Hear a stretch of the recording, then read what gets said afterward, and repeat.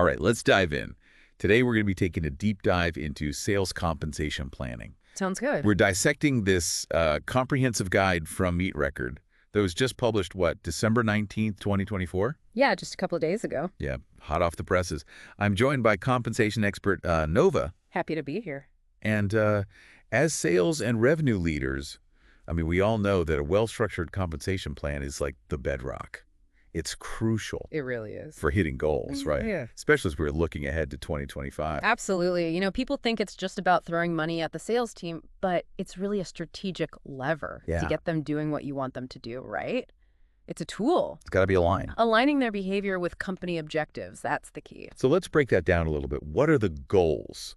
Like, what are we actually hoping to achieve when we set out to build one of these plans? Well, you have to start with the why, right? Like, what are you actually trying to accomplish with this plan? There are kind of the primary goals that are pretty straightforward. Okay. Increasing revenue, right? Always a good one.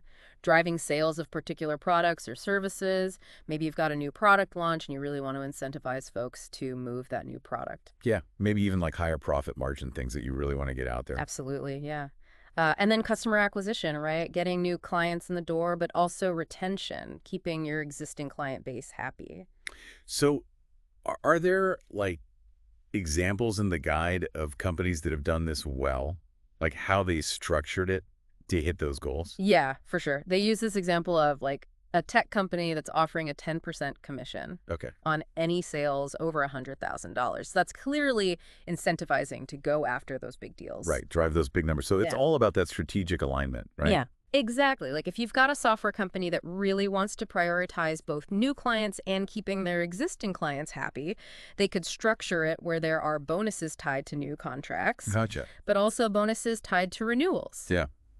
Makes a ton of sense. Yeah. So we've got those kind of primary goals. What about secondary goals? Are there things that maybe aren't as obvious right off the bat? Yeah, there are some kind of less obvious but equally important goals. So for example, a startup, maybe they're operating on a really tight budget. Yeah. They might want to use a commission-only model Oh, interesting. to control their expenses, right? Yeah. Because they're only paying out when a sale is actually made. Or let's say you've got a sales team that's notorious for those end-of-quarter scrambles, where everything's crazy and deals are getting pushed through at the last minute. Yeah, we've all been there. Right. A well-structured plan can actually help to smooth out the deal flow, prevent those kind of, fire drills. Interesting. So it's almost like a behavioral thing, too. Absolutely, yeah. Shaping behavior. And another big one is reducing discounting. Oh, yeah, that's huge. I mean, any revenue leader, that's music to their ears, right? Because you're incentivizing full price deals. Absolutely, yeah. Protecting those margins. Exactly, protecting those profit margins. All right, so we've got our goals in mind. We know what we're aiming for. What are the key components, like the building blocks? Yeah. What goes into making one of these plans? It's like building a house, right? Yeah. You've got to have your solid foundation. And it's important to note there's no one-size-fits-all approach. Right. It's not a cookie-cutter thing. That'd be tailored. It's got to be tailored to your company, your industry, your specific goals. So you start with the commission rate. Okay, yeah, the commission rate. That's pretty straightforward, right? Yeah. What goes into, like, how do you determine what that rate should be?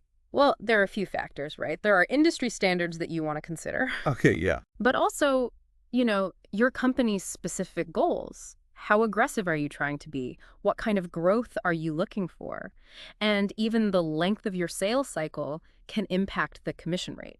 So if you've got a really long, complex sales cycle, you might want to offer a higher commission rate to compensate for that time and effort. Right, it takes longer to close those deals. So in the guide, do they have any good examples of like what that might look like? Yeah, they talk about like a software company that has really high profit margins. Oh, okay. They might be able to offer a 5% to 10% commission. Yeah, that's pretty generous. Right, because they can afford to be a little bit more generous. They've got the margin to play with. Exactly. And it's striking that balance between, rewarding your sales team generously, but also making sure it's profitable for the company. Makes sense. Yeah. So we've got the commission rate. What about bonuses? What are some different types of bonuses that can be effective? Yeah, so we've got performance-based bonuses, pretty common. You hit your target, you get a bonus. You exceed it, maybe you get a bigger bonus. Shared commissions are a good way to encourage teamwork. Okay. So If a team hits a collective goal, they all share in the I rewards. like that. It promotes that collaboration. Absolutely, yeah. And then there's the kind of classic lump sum bonuses, right? You hit a major milestone, boom, big payout. I bet the sales team loves those. So any good examples of how those are structured? Yeah, they use the example of an electronics retailer. Let's say they offer a $1,000 bonus Okay. for any sales rep who sells 10 of their high-end TVs. Oh, wow. So suddenly, those premium products become a lot more attractive to the sales team. Yeah, they're going to be pushing those hard. Exactly, and that aligns with the company's goals of moving those higher margin items. It's all about that strategic alignment. Absolutely. All right, so we've got our goals, we've got our building blocks. What about the different types of sales compensation plans out there? Because I know there are quite a few. Yeah, there are a lot of variations, but we can focus on a few core ones. Okay. So there's the salary-only model. Pretty straightforward. Predictable income. Yes, stable, Mm-hmm. but maybe not as motivating, I'd imagine. That's the trade-off, right? Predictability, but maybe not as much incentive to go above and beyond. Okay, what else? Then you've got commission only, purely performance-based. So that's definitely motivating. Yeah, high earning potential, but it can be risky, especially for, newer salespeople who are still trying to find their footing. Yeah, it's a high risk, high reward kind of situation. Right, and then the most common one is that kind of blend, right? Okay. Base salary plus commission. So you've got that stability of a base salary, but then you also have the incentive to earn more through commissions. Kind of best of both worlds. Exactly. It's a good balance. Now, the Meet Record Guide, they actually lay out a framework for creating a sales compensation plan. And they use a fictional company called Tech Innovators, Inc. to illustrate it. Yeah, they walk through it step by step. Okay, let's break down those steps. What's the first one? So first, you've got to choose your compensation type, right? Like we were just talking about. Are you going salary only, commission only? That blend. In the example, what did Tech Innovators choose? They went with a base salary plus commission plus bonuses. So they're really trying to drive high performance. Yeah, that makes sense. It seems like a pretty common approach, right? All right, so once you've chosen your type, what comes next? You've got to figure out your break-even point. Break-even point. What's that exactly? That's the point where your sales revenue covers all your costs. So for Tech Innovators, they figured out they need to sell 1,000 units of their new smart home device Oh. each month to break even. Oh, so that's pretty specific. It is, yeah. Because it informs everything else. It tells them, okay, this is the minimum we need to sell to cover our costs. Now let's build a plan that incentivizes our team to go way beyond that. Gotcha. So it's almost like a baseline, then everything else is built on top of that. Yeah. So after the break-even point, what's the next step? You got to set those specific sales goals. Right. And it's not just about, oh, we need to hit this revenue target. Yeah, it's got to be more nuanced than that. Yeah, it's about conversion rates, customer retention, upselling, those key performance indicators that really drive long-term success. Right. It's not just about selling, it's about selling well. Exactly. Okay, so after setting those specific goals, what then? Now comes the fun part, choosing those commission rates and bonus structures. So Tech Innovators, they went with a $50,000 base salary, Okay. plus a 5% commission on all sales, and they even sweeten the deal with an extra 2% commission if they exceed their targets. Ooh, extra incentive. I like it. Right? And then on top of that, they've got bonuses for hitting revenue goals and upselling goals. Wow, they're really pulling out all the stops. So Yeah. they've got their plan, they've got the numbers. How do they actually make sure this all works smoothly? That's where technology comes in, right? Payroll software is key for automating those calculations, making sure people are getting paid accurately. Yeah, it takes the guesswork out of it. Exactly, and it saves a ton of time and reduces errors. Okay, so the plan is set up, it's running smoothly, but what if things aren't working out quite as planned? That's the final piece, right? Monitoring and adjusting. Sales compensation is not a set it and forget it type of deal. Yeah, you can't just put it on autopilot. Right. Markets change, your company evolves, your team's needs evolve. Got to stay flexible. Absolutely. So Tech Innovators, they noticed, for example, that their upselling rates weren't quite where they wanted them to be. So they increased the bonus for upselling to give the team an extra nudge. Oh, smart. So it's all about, constantly analyzing and tweaking. Exactly. It's a continuous process. So we've laid the groundwork right. We talked about goals, the components, how to actually build one of these plans. Now let's talk about how these play out in real life. Absolutely. And I think one of the big takeaways from the guide is this idea that reviewing and adjusting your plan is not optional. Right. It's essential. Yeah, it's not like you can just set it and forget it. No, absolutely not. Yeah, like we saw with that tech innovators example, they had to tweak that bonus structure to really get those upselling numbers up. Exactly. I've actually seen that in my own career. We had a plan that just wasn't delivering the results we hoped for, and it felt like the team was just kind of like spinning their wheels. Oh, yeah. I bet. What were some of the telltale signs that you knew, okay, this plan needs to be revisited? Well, I mean, the big one was, we just weren't hitting our sale targets. Yeah. Consistently missing them, that's obviously a huge red flag. Yeah, for sure. But we also started to see some high turnover, especially among our top performers. And it turned out they were actually being lured away by more competitive packages. Ouch. Yeah, you don't want to lose your best people. It was a real wake-up call for us. We're like, okay, we got to really rethink our approach here. So how did you guys go about reviewing and adjusting the plan? Where do you even start with something like that? Well, we did exactly what the guide recommends. You start by gathering data. So we looked at, all the sales performance metrics, commission payouts. But I think most importantly, we talked to our sales team. Yeah, get that frontline feedback. Exactly. They're the ones out there in the trenches. They know what's working, what isn't. And their feedback was just invaluable. So what kind of changes did you make based on that data and feedback? Well, we ended up making some pretty significant changes. We tweaked commission rates. We introduced some new types of bonuses. We even restructured certain parts of the plan. So, for example, we were seeing a lot of discounting happening to close deals. Oh, yeah. So we changed the commission structure to actually incentivize full-price sales. Oh, interesting. So basically making it more profitable for the sales rep to, hold the line on pricing. Exactly. Clever. Yeah. And we also noticed there was a real lack of teamwork, collaboration, and it was actually hurting our overall performance. Yeah, it can create a very competitive environment. Exactly. So to address that, we actually introduced shared commissions to try to foster more of a team-oriented approach. I love that because collaboration is so key, especially in these more complex sales environments where deals require input from, multiple team members. Absolutely. And it's not just about looking at your own internal data and the feedback from your sales team, but you also have to consider those external factors. Oh, right. Of course. How do those play into it? Oh, they're huge. Market shifts. What are your competitors doing? Any big changes in your company's overall strategy? You got to be looking at all of that. So it's almost like you got to be thinking like a chess player. Exactly. You've got to anticipate, adapt, and stay ahead of those external forces. Now, you mentioned, getting feedback from the sales team, but how transparent were you with them about the actual review process itself? We tried to be as transparent as possible. So we shared the data we were looking at, the challenges we were facing, the potential changes we were considering. It wasn't just about, dictating a new plan to them. It was about really collaborating with the team. Oh, I like that approach. It's so important, that transparency. Yeah. Because it builds trust, right? And then people feel like, okay, I understand how my compensation is determined. It takes the mystery out of it. Yeah, exactly. It's about treating them like valued partners, not just, employees. Absolutely. So we talked about, what to do when you're reviewing a plan. What are some of the, common mistakes companies make that we should try to avoid? Oh, yeah, the pitfalls. Well, one of the biggest ones is setting unrealistic sales goals. Yeah. It's like setting people up to fail. Yeah, it can be really demoralizing. What else? Any other traps we should watch out for?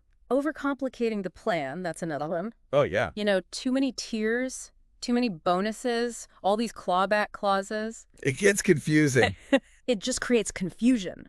And then nobody understands how to actually, track their earnings. Simplicity is key. Keep it clear. Keep it concise. Exactly. Any others? Well, on the flip side, I've seen companies that don't offer enough upside potential.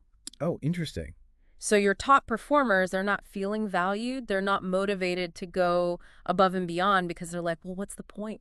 Yeah, there's no real incentive to push harder. Right. And that's how you lose your best people to your competitors. You got to find that sweet spot. Yeah, it's about balance. Stability, incentive. Exactly. Now, I don't want to underestimate the importance of communication throughout this whole process. Yeah, communication is key. Absolutely. Keep your team informed about their progress, celebrate the wins, provide constructive feedback. It creates that culture of support. Yeah, it's about building that relationship, right? Absolutely. The relationship between the company and the sales team, it's a two-way street. It's a partnership. Exactly. So I think before we move on, it's worth just recapping some key takeaways, especially as we're getting ready to go into this last part of our deep dive. Okay, yeah, let's distill it down to the essentials. Yeah.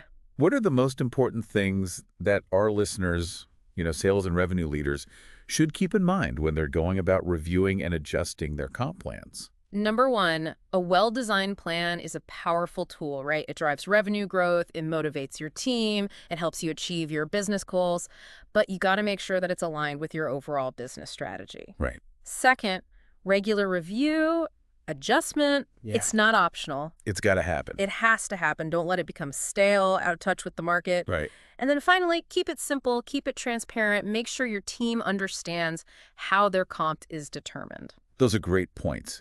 We've covered a lot of ground. We talked about the fundamentals of comp planning, the importance of that regular review, keeping it clear, communicating effectively. But there's one element that we haven't touched on yet, the human element. Oh, that's right. We've been so focused on the mechanics, but these are real people, not just numbers on a spreadsheet. Exactly. And that's where we'll pick up in part 3. Yeah, we're going to explore that in more detail. We're going to talk about creating a sales culture that goes beyond just financial incentives. All right, welcome back to the deep dive. So we've spent the last 2 parts, really digging into the nuts and bolts of these sales compensation plans, goals, components, real-world implementation. Now, I want to shift gears a little bit and talk about something just as important, which is the human element. Yeah, we can get so caught up in the numbers sometimes, but Yeah. at the end of the day, we're talking about real people, right? Dissect Each it. with their own motivations, their own aspirations. And a truly high-performing sales culture, it goes beyond just, what's on that paycheck. Right, right. So we're talking about those non-financial incentives, those recognition programs, the things that can really make a difference.